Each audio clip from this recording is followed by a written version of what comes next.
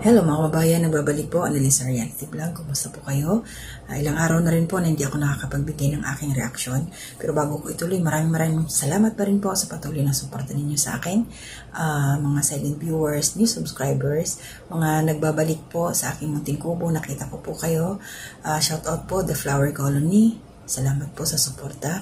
Mga nagsishare po, ayan, mga nagla-like sa aking mga ginagawang reaction. Thank you po. Itong reaction ko ngayon ay patungkol po to dito kay Istong. Nagbalik tanaw po ako kasi may mga naalala kasi ako. Yung mga nangyayari ngayon sa kasalukuyan, katulad nung didisiplina o yung mga suspension ng mga nangyayari, katulad ngayon kay Cyclops. So, para dun sa mga bago siguro, hindi kayo, yung iba, baka hindi nyo napanood, naabutan, kung paano magdisiplina, makipag-usap ito sila Mr. and Mrs. Ka-Business sa kanilang mga kasama, lalo na kung nangangailangan talaga na maituwid yung mga pagkakamali. So kasi meron akong nakitang video dito, naalala ko yung time nila sila Istong 3 years ago, kung paano dinisiplina, kinausap nila Pinuno Ka-Business yung panganay na anak na Istong, si Amaro. Ano pa lang siya noon, nasa 10 years old. Pero bago ko ituloy, siya nga pala, please support Ka-Business Official, Papa Dins TV, and Ka-Business Family. At shout out po sa lahat ng aking mga kasamahang mga reactors. Hindi ko na sila iisa-isahin, kasi medyo mahaba ito. Pagkatapos kong magsalita, idudugtong ko na po yung may mga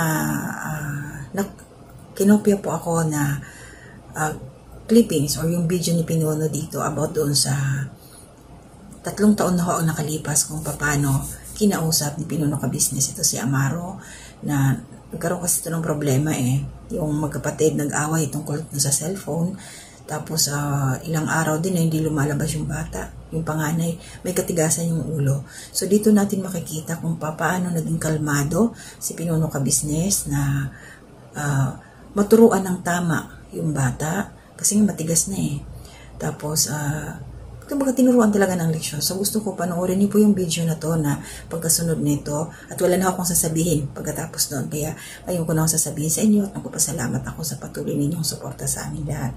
Yun po. At saka yung ating mga kagwangs, kilala nyo naman na po sila. Hindi ko na rin iisa-isahin sa ngayon kasi medyo mahaba-haba po itong clip na aking nakuha.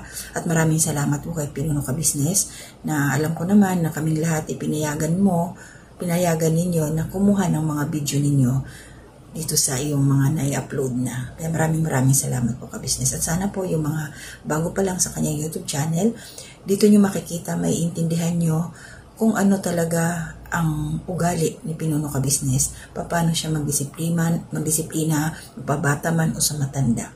So dito napaamo niya yung matigas na bata na si Amaro. So ito pa lang yun, umpisa pa lang yun, dahil marami pa sila mga pinagdaanan. So ito lang kasi makaka-relate dito. Yung nasuspindi ngayon, si Cyclops, na natapos na yung kanyang suspension pero hindi pa siya bumalik. So meron siyang ibang reason. Pero sana ma-realize din ni Cyclops. Kasi hindi ka naman bibigyan ng disciplinary action kung nasa tamang gawi ka. Yun lang yun So panoorin niyo po kaya maraming salamat po sa patuloy ninyong suporta sa amin lahat. So tapos po nito, tapos yung panoorin yung video na i-attach ko dito sa bandang dulo, wala na po, hindi na po ako magsasalita. Kaya maraming salamat. Gabayan kayo ni Lord. Pagpalain tayong lahat sa ating mga ginagawa araw-araw. At yun, lagi lang mo tayong mag-pray. Tingin sa Kanya ang Kanyang gabay para magtagumpay tayo sa ating mga patutunguhan, sa ating mga plano, sa ating mga nais makamit. So, always natin i-offer ito sa ating Panginoon. Guidance niya, protection niya para sa ating lahat. So yun lang po, tibay, tataglang loob lang po, sipag-sipag lang po tayo para sa ating mga pangarap, para sa pamilya, para sa ating mga mahal sa buhay. So panoorin nyo na po ito at maraming salamat po. To God be the glory.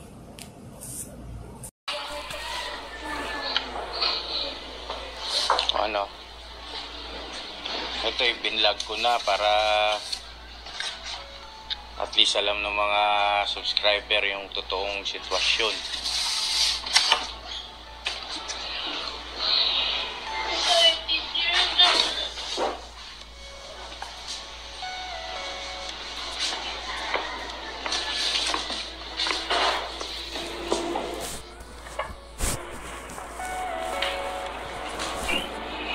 Bakit kasi hindi ka marunong sumunod kay daddy mo? Simple lang naman yung ang dami naming pangarap ni daddy mo, di ba? Ang dami naming pangarap para sa inyo. Pero bakit dahil lang sa katigasan ng ulo mo, mauwi sa lahat sa wala yun? Mauwi lahat sa wala. Bakit pinaiiral mo yung katigasan ng puso mo? Ha? Amaru?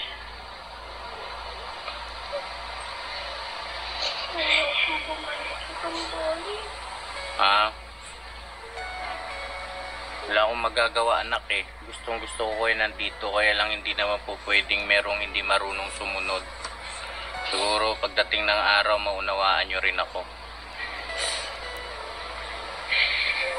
Kasi ngayon parang hindi pa yan abot ng isip ninyo. Alam mo kasi, Amaru, yung pagiging masunurin sa magulang, napakalaking halaga noon, hindi lang sa magulang kundi maging sa Panginoon Diyos. Ikaw malaki ka na, hindi ka na bata, magti 10 years old ka na, magbe-birthday ka pa, di ba? Sa August 18, tama? Ha? Ba't kasi hindi mo masunod si daddy mo?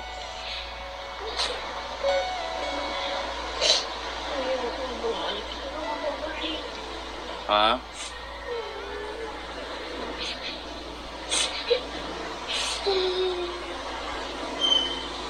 Hindi na ito prank, ha?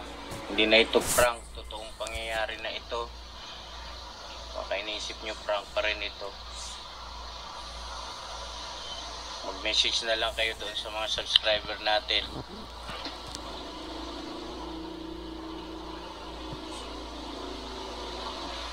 Alam ko mga ka-business, mababasa ako rito eh. Alam ko mababasa ako rito. Pero wala. May mga bagay talaga na ganun talaga ang mundo eh. Minsan sabi natin unfair, di ba? Sobrang unfair. Ang dami ng plano, ang dami ng ano, pero nang dahil lang kay Amaru, simpleng bagay na hindi niya magawa, yung pagpapakumbaba, paghingi ng sorry dahil may mali naman siya, hindi niya ginagawa. Kaya niyang isakripisyo yung ganito. Hostong, mag-ano ka na lang, message ka na lang.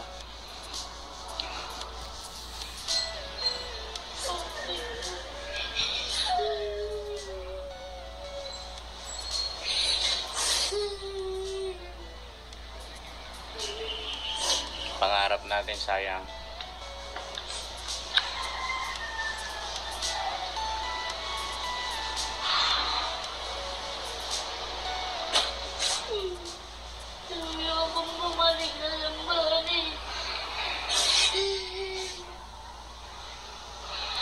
Hindi man kayang sumunod ni kuya mo. Ano bang dahilan ba't hindi ka sumusunod, Amaru? Ha? Ha? Yan yung magiging kapalit ng pagiging matigas ng ulo mo. O wala lahat. Yung mga pinaghirapan natin, yung pangarap namin ni daddy mo. Uwi sa wala lahat.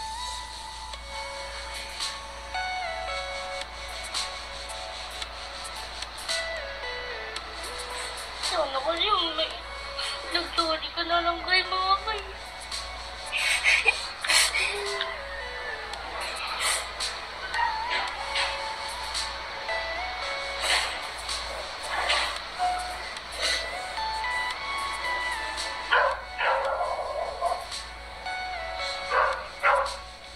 Hindi mo kayang gawin? Kaya po, pero natatakot tayo pa. Bakit ka matatakot sa akin? Sabi yung ulo ko eh. Ano?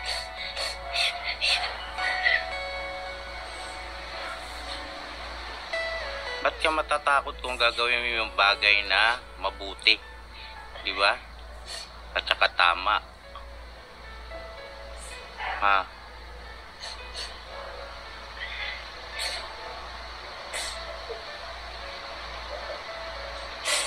Wala na tayong titirahan doon.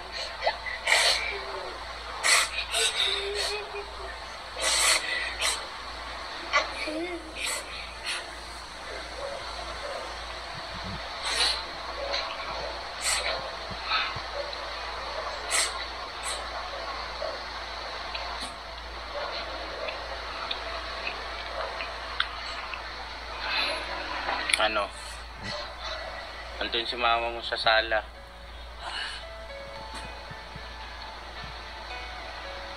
Palis na kayo? Sakit na. Ha? Ano si Amaro? Wala talaga? Wala talaga pag-asa? Ha? Kaya mga electric pa ma?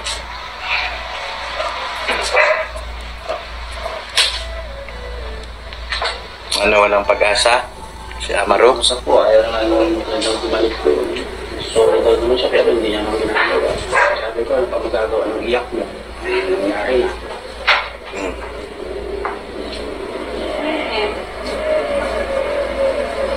Ano yan? Ay, ano yan nak? Gamit yan doon sa trade stand. Yun. Lagay mo doon. Ha? Oo, basta ilagay mo lang doon. Anong ano natin? Gawawa naman pala tayo, no? Wala tayong magagawa doon sa bata.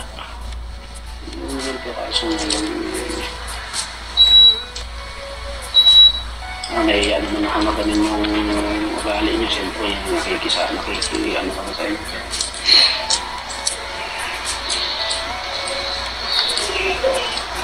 Hindi niya kayang ano?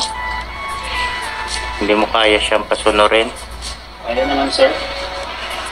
Oo. Ay, ba't hindi sumusunod?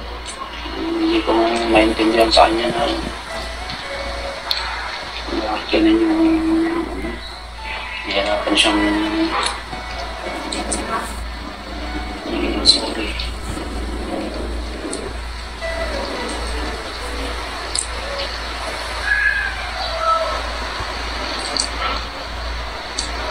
Kikilido ka na rin umalis. Hindi lang naman kasi gano'n lang po ang nangyari. Sakit naman sa akin. Wala na naman may pupuntahan. Baka umalis kami dito. Kaya kung halimbawa may pupuntahan naman kayo. Hindi rin sir. Ba't hindi mo makausap yung anak mo? Basta pa naman siya, hingi doon siya. Sorry, hindi naman niya ginagawa yung sabi ko. Nangyari na yung yung nakagawa ka na ng kakasama nila nila. Sabi ko, ano pang iniiyak-iyak mo. Wala, hindi, kung idadaan mo sa iyak yan, walang mangyari. Yung simpleng pag-iilang ng sorry, hindi naman ko, sabi ko sa kanya. Hindi niya naman po may paliwanag kung bakit hindi niya. Eh, sabi ko, pinuhuli niya, natatakot daw. Yung bet matatakot ka, ang babait nila, sabi ko. Ang babait nila sa atin, sabi ko nga sa kanila eh. Lahat binibigay nila sa atin, sabi ko sa kanila.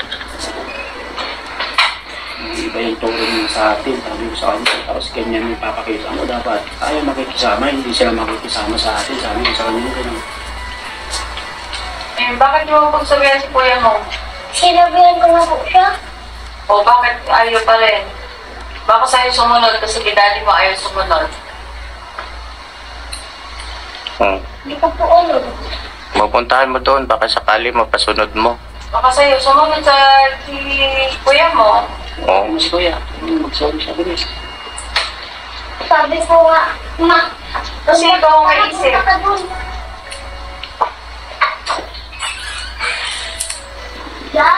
Nakaayos na yung gamit nyo. Ha?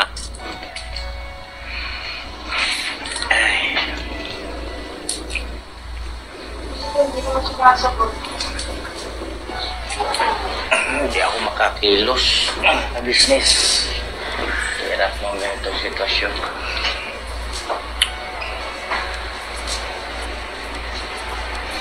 Ayan si Amaro. Hindi ka na ng sorry kay mama. Sabi ko ka na. kita namingin ng sorry, ano bang kasalanan mo? Alisin yung kamay mo dyan. Gusto mong bumalik doon sa Zambales? Ha? Lapit ka kay mama mo. Amaro? Lapit ka kay mama mo, Amaro. Gusto mo lang bumalik doon sa Zambales? Di ba ang paghingi ng sorry, nakakaya ba yun? Ha? Sagot. Oo, hindi naman pala eh. Bakit pinanghirapan mo pa si daddy? Hindi ka sumusunod sa daddy mo. Ano ba yung punot dulo nung ano?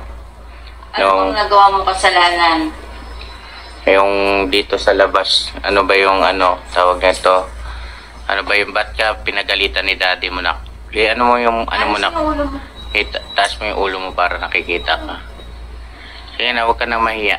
Ano mo? Ano ba yung dahilan nun? Bakit ka pinagalitan ni daddy? Ha? Kasi naman, yung nagtatrabaho ko, kaya mga hirap tapos, ano po, hindi mo na ginamit. Tapos, di ba? Siyempre, kailangan ni Daddy. Tapos,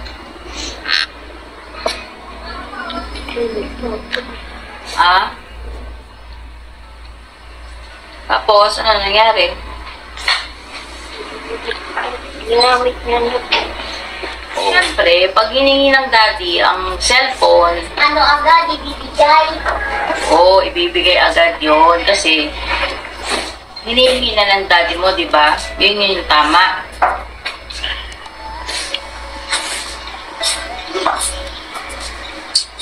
Tapos, ano nangyari? Ang ginawa mo? Nagtampo ka? Napulang po ko dyan sa ano. Tapos,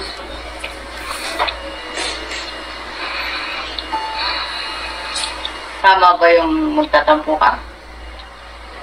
Dapat huwag ka na matampuhin ang laki-laki mo na eh. Ako nga, wala na yung naging matampuhin ako dati dito eh. Tapos ikaw naman ngayon.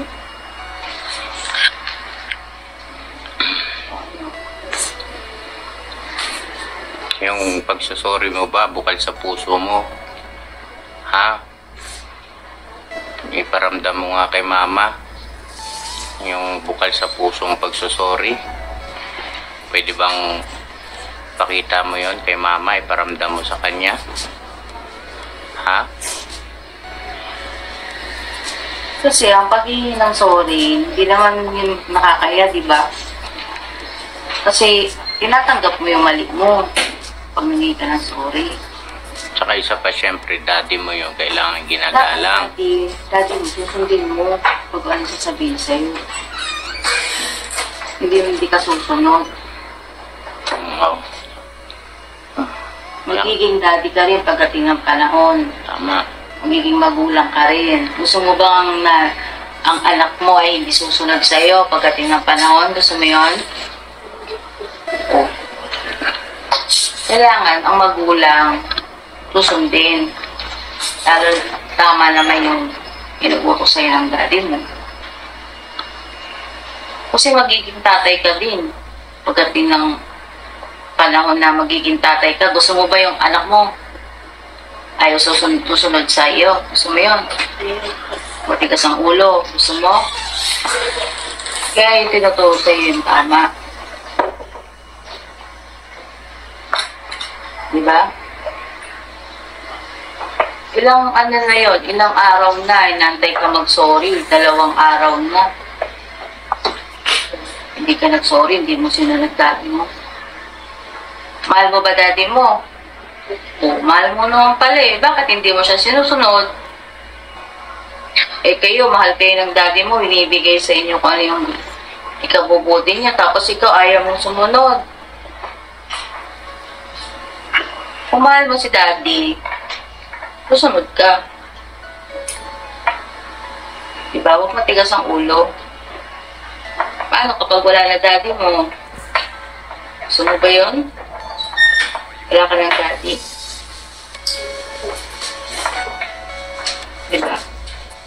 nga, may daddy kang ganyan, no? Responsible sa inyong mga anak.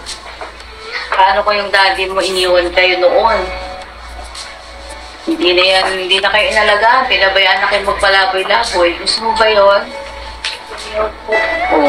Buti may daddy kang nagtatagoy sa inyo kahit maghiwalay na sila ng mama mo.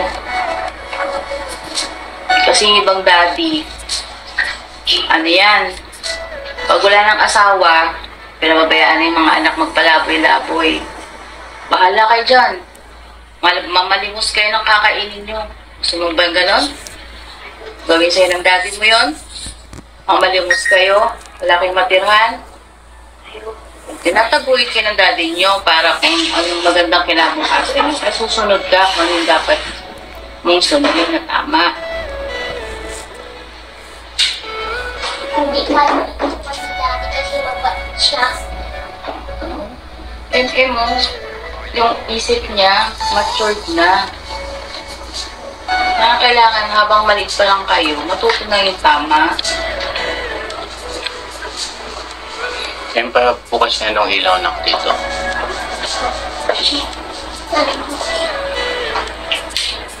Yan, thank you. Ibig na kasi ito mga mga bata doon ako, ate, kuya, pengi pong piso pang bili ng bigas lang po namin. Kami tatay niya, wala. Naglalasing. Pambili lang po lang tinapay namin makakain. So sila nakatira sa kalsada, di ba? Dungis-dungis. Handa ka na ba? Humingi na sorry? Ha? Sige na. Gawin mo na, anak. Dali na. Yeah. Kahit natanggap ko naman yung sorry mo. Huwag nang mauulit. Huwag matigas ang ulo.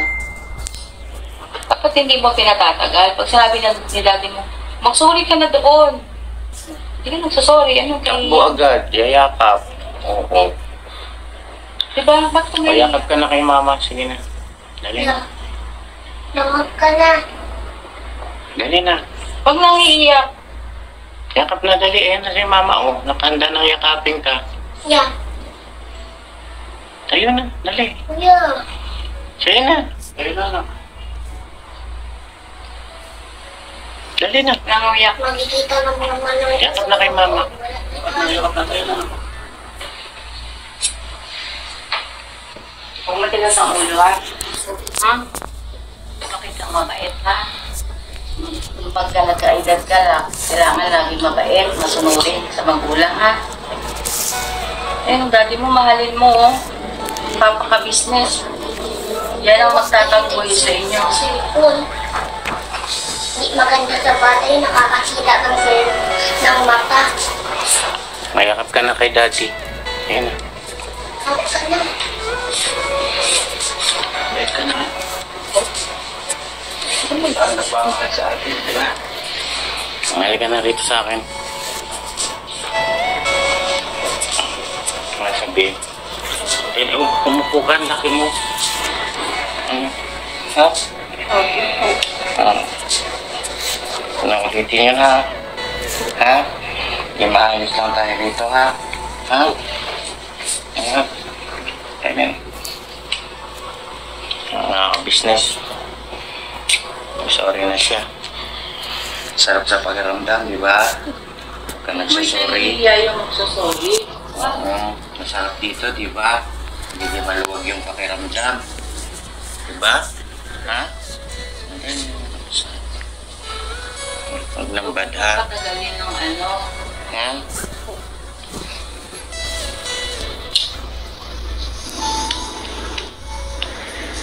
Ayan. Ayos kayo ng gamit ulit doon. Ayos niyo ulit yung gamit niyo. Hindi na kami aalis pa. Hindi na. Ba't aalis pa kayo? Nag-sorry na si kuya. Alam mo kay ama. Huwag mo na ulitin yun ya. Gusto mo wala po may floor, isang galit.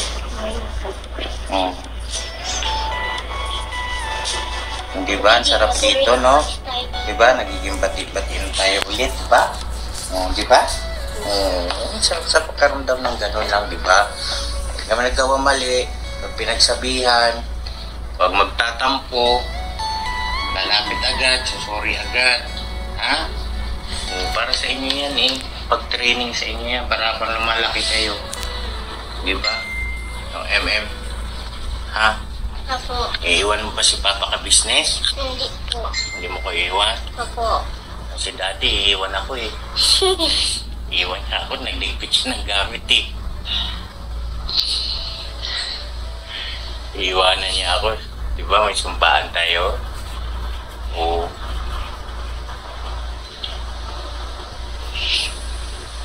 Daddy. Daddy, stop. Iwanan mo pala ako. Di. Ayan.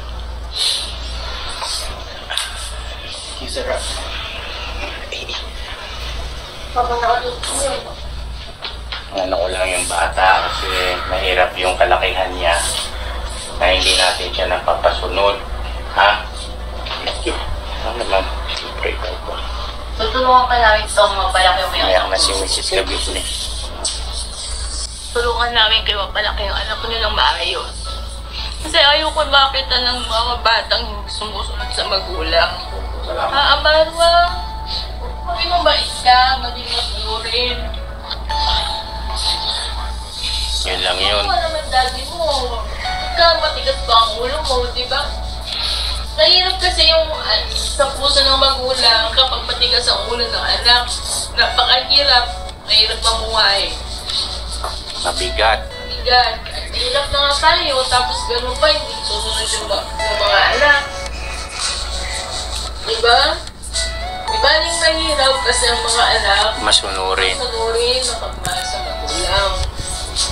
Yun yung kasayahan natin yun eh. Bali hindi tayo mayaman, nakikita naman natin yung mga anak natin maayos. Ha? Maawa kay daddy mo. Daddy mo, responsible sa inyo. Hindi kayo iniwan.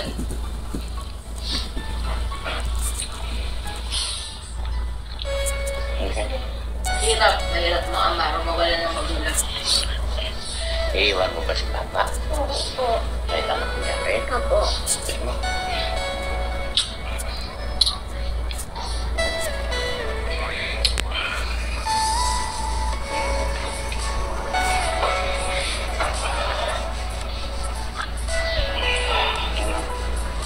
Ha? Peace. Sir, thank you, te. Kasi iba na kasi yung turing na sa inyo. Parang kapatid ka na rin namin itong mga anak. Yan lang yun. Basta lahat ng kaya kong gagawin ko. Galing minsan masakit. Sakit talaga. May mga ganun talagang bagay pero kung sa ikabubuti, isin natin. Ha? Kailangan natin madisiplina yung mga bata pang maliliit pa. Tulong-tulungan natin. Hindi man agad-agad pero paunti-unti mga ka-business. Mauhubog natin paunti-unti yung isip nila, yung damdamin nila sa maayos, sa mabuti. Ano yung puso ko? Okay na tayo, ha? Miss ka business, oh. Okay na yun, no? Tulong kami sa'yo para sa mga anak mo. Hindi lang sa material na bagay, kundi lahat tutulong-tulungan natin. Paghubog.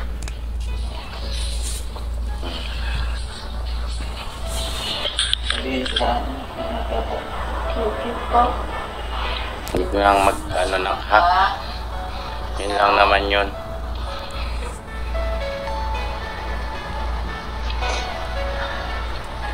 Sige na, ayos na yung gamit nyo doon kasi papagawa na natin yung bahay nyo.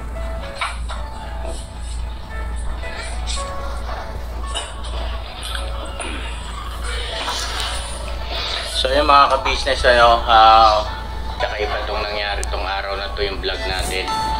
Maaring mabash kami rito, maaring magdamdam kayo sa amin, maaring mabawasan kami ng subscriber.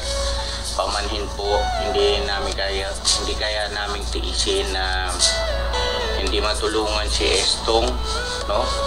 Na kung paano yung pagdidisiplina sa mga bata.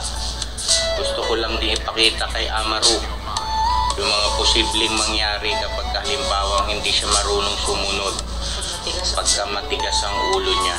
So ayun, si Mrs. Ka-Business, mama, pasensya ka na rin. Ikaw, umiyak ka. Ano ito mga ka-business, hindi ito prank. Ito yung totoong pangyayari itong araw na ito mga ka-business. Yun. Salamat sa Diyos. Magpasalamat tayo sa Panginoon Diyos at naging maayos naman. At si Amaro natuto na siya na lumapit, no? At humingi ng sorry pagka may nagawang mali. Napakahalaga kasi ng mga ka-business sa isang bata. Malaki sila. Alam ko, mga sorry sa magulang. Alam ko, naramdaman nyo rin ako. Pasensya na kayo. Medyo naging madamdamin tong video natin, pero ito yung totoo, mga ka-business. Kaya yung mga nakaraan na pagla-live natin, wala si Amaro, yun yung dahilan. Hindi na rin kasi namin kayang tiisin. Sinaawa kami kay Estong. Hindi po kasi sumusunod si Amaro. Yun, may awa ang Diyos. Update namin kayo ulit mga ka-business. Improvement. Ano po? I love you mga ka-business. Tomorrow is another day. Pira.